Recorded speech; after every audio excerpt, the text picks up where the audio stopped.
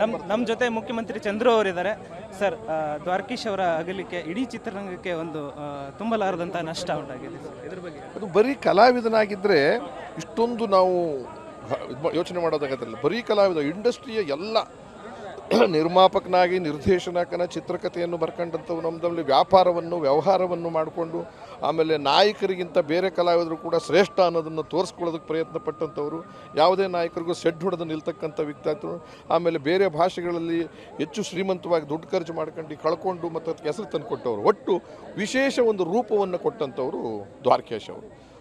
ಆಮೇಲೆ ಅವರಿಗೆ ಕುಟುಂಬದಲ್ಲೂ ಕೂಡ ಬಹಳ ಈ ಸಂಬಂಧವರಿದ್ದರು. ಹುಣಸೂರು ಕೃಷ್ಣಮೂರ್ತಿಗಳಿರ್ಬೋದು, ಭಾರ್ಗವ ಅವರಿರ್ಬೋದು, ಇವರೆಲ್ಲರೂ ಕೂಡ.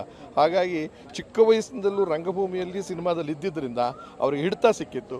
ಆದರೆ ಎಲ್ಲೋ ಒಂದು ಕಡೆ ಎಲ್ರಿಗೂ ಆಗುವ ಹಾಗೆ ವಿಧಿ ಆಟ ಅಂತ ಹೇಳ್ತದಲ್ಲ, ಯಾವ್ಯಾವುದೋ ಆಟದಲ್ಲಿ ಸೋಲು ಗೆಲುವು ಎಲ್ಲ ಕಂಡು ನೇರವಾಗಿ ಬೇಡ. ಅದು ಒಂದು ಹೇಳ್ತೀನಿ, ದಿಟ್ಟವಾದ, ಧೈರ್ಯವಾದ, ಎಂಥದ್ದಕ್ಕೂ ಬಗ್ಗದೆ ಸೋಲದೆ ಛಲ ಹಿಡ್ಕೊಂಡು ಮಾಡಿದಂಥ ವ್ಯಕ್ತಿ, ಅದನ್ನು ತೋರಿಸಿದ್ದಾರೆ ಇವತ್ತು. ಆಮೇಲೆ ರವಿಚಂದ್ರನ್ ಇವರೆಲ್ಲ ಬಂದು ಜೋರು ಮಾಡಿದ್ರು. ಈ ಮನುಷ್ಯ ಅಂಥ ಕಾಲದಲ್ಲಿ ತಮಿಳು ಚಿತ್ರ, ಸಿನಿಮಾ, ಆಮೇಲೆ ಇದು ತೆಲುಗು ಚಿತ್ರ, ಆಮೇಲೆ ದೊಡ್ಡ ದೊಡ್ಡ ಹೀರೋಗಳು, ರಾಜ್ಕುಮಾರ್ ಅವ್ರನ್ನೇ ಮೇಯರ್ ಮುತ್ತಣ್ಣ ಅನ್ನೋ ಸಿನಿಮಾ ಹಾಕ್ಕೊಂಡು ಮಾಡಿದಂಥವ್ರು.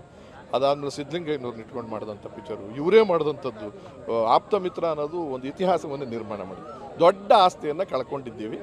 ಅವರ ಹಾಕಿಕೊಟ್ಟ ದಾರಿ ಏನಿದೆ ಸಿನಿಮಾದಲ್ಲಿ, ಎಲ್ಲ ವರ್ಗದಲ್ಲೂ ಅನುಭವವನ್ನು ಪಡ್ಕೊಂಡು ಬನ್ನಿ ಅಂತ, ಅದನ್ನು ಎಲ್ಲರೂ ಪಡೀಲಿ ಅಂತ ನಾನು.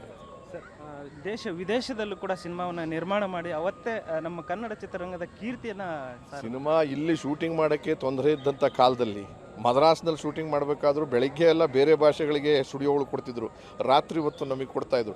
ಅಂಥ ಕಾಲದಲ್ಲಿ ವಿದೇಶದಲ್ಲಿ ಕರ್ಕೊಂಡೋಗಿ ಇಡೀ ಟೀಮನ್ನು ಶೂಟಿಂಗ್ ಮಾಡಿ ಆ ದುಡ್ಡನ್ನು ದುಡಿದ್ರು. ಸಿಂಗಾಪುರ್ ರಾಜಾಕುಳ್ಳ ಅಂತಲೇನೋ, ಇನ್ನೊಂದು ಆಫ್ರಿಕಾದಲ್ಲಿ ಶೀಲಾ ಅಂತಲೇನೋ ಕಳ್ಕೊಂಡ್ರು. ಅದಕ್ಕೇನು ಎದೆಗೊಂದಲಿಲ್ಲ, ನಿಲ್ಲಿಸಲಿಲ್ಲ. 50ಕ್ಕೂ ಹೆಚ್ಚು ಸಿನಿಮಾ ಮಾಡಿದ್ದಾರೆ ಅಂದರೆ ಒಬ್ಬ ಪ್ರೊಡ್ಯೂಸರು, ಒಬ್ಬ ಕಲಾವಿದ, ಒಬ್ಬ ಪೋಷಕ ನಟ. ಅದು ಹಾಸ್ಯ ಪ್ರಜ್ಞೆ ಜಾಸ್ತಿ ಇದ್ದಿದ್ದರಿಂದ ಜನಾನುರಾಗಿಯಾಗಿದ್ದರು.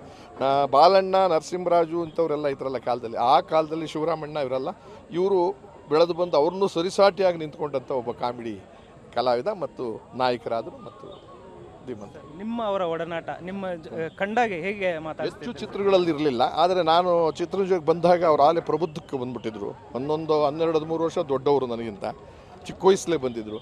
ಆದರೆ ಅವ್ರು ಗುರ್ಸೋಕೆ ಅವ್ರು ಗುಣಕ್ಕೆ ಮತ್ಸರ ಇರಲಿಲ್ಲ. ಯಾರಾದರೂ ಚೆನ್ನಾಗಿ ಮಾಡ್ತಾರೆ ಅಂತಂದ್ರೆ ಬೆನ್ನು ತಟ್ಟೋದ್ರ ಜೊತೆಗೆ ಅವ್ರಿವ್ರಿಗೆ ಹೇಳೋರು, ಇಂಥವ್ರೊಬ್ರು ಇದ್ದಾರೆ ಹಾಕ್ಕೊಳ್ಳಿ, ಇಂಥವ್ರೊಬ್ರು ಇದ್ದಾರೆ ಹಾಕ್ಕೊಳ್ಳಿ. ಅಂದರೆ ಅವ್ರಿಗೆ ಭಾಳ ಖುಷಿ ಬಂದು, ನಾನು ಮಾಡ್ತಿರೋದು ನೋಡಿ ಏನೋ ಕೇಳಿದೆ, ನಿನಗೇನೋ ಹೇಳ್ಕೊಡೋದು, ಮಾಡೋಕ್ಕೆ ಸಾಕತ್ತಿದ್ವಿ, ಮಾಡು ಅಂತ ಆ ರೀತಿಯ ಸಂಬಂಧಗಳಿತ್ತು. ಕೊನೆಯದಾಗಿ ಯಾವತ್ತು ಮೀಟ್ ಮಾಡಿದ್ರಿ ಸರ್ ಅವರು? ಇಲ್ಲಿ ಇತ್ತೀಚೆಗೆ ನಾನು ರಾಜಕಾರಣದಲ್ಲಿ ಭಾಳ ತೊಡಗಿಸ್ಕೊಂಡಿದ್ದರಿಂದ ಪರ್ಸನಲ್ಲ ಭೇಟಿ ಮಾಡೋಕ್ಕಾಗಿಲ್ಲ. ಫೋನ್ಗಳಲ್ಲಿ ಮಾತಾಡ್ತಿದ್ದೆ ಅವ್ರ ಮನೆ ಕುಟುಂಬದವ್ರ ಜೊತೆ, ಹತ್ತಿರದಿಂದ ಹೋಗಿ ನೋಡೋಕ್ಕಾಗಿಲ್ಲ ಕೊನೆ ದಿನಗಳಲ್ಲಿ. ಇದಿಷ್ಟು ಮುಖ್ಯಮಂತ್ರಿ ಚಂದ್ರು ಅವರ ಮಾತಾಗಿತ್ತು. ಕ್ಯಾಮ್ರಾ ಪರ್ಸನ್ ಹೇಮಂತ್ ಜೊತೆ ಧನು, ಎಲ್ಗಾಚ್, ಪಬ್ಲಿಕ್ ಟಿವಿ, ಬೆಂಗಳೂರು.